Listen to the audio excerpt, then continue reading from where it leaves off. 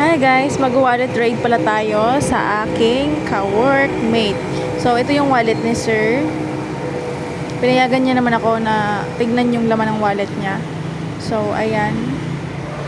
May mga papel dyan. At dito sa kabilang lalagayan is may mga tigo 100 na papel. May resibo, may 200.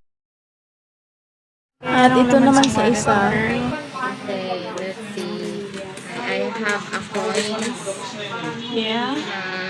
I have a 300 pesos. May video card. My video card. I have what do you call this? Malaysian money. Malaysia money, wow. Yeah, I'm rich. I have Land bank. that's all. Another Kaloy man, barriers na Next is kay Ate Angel naman. Wow, shala yung wallet niya, pink na pink. Organize yung mga IDs and then cards. Yan, ang dami. Sana all. Yan, may mga resibo. Parang parareho kami ng laman, guys. Malaki yung pitaka pero walang laman. So, yan. May pakimkim daw sa inaanak ko yan. And may 500. Yan daw yung mystery packet niya. Pangbayad sa bills niya.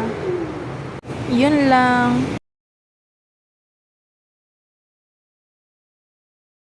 Siyempre, hindi ako magpapahuli. Yan yung bag ko.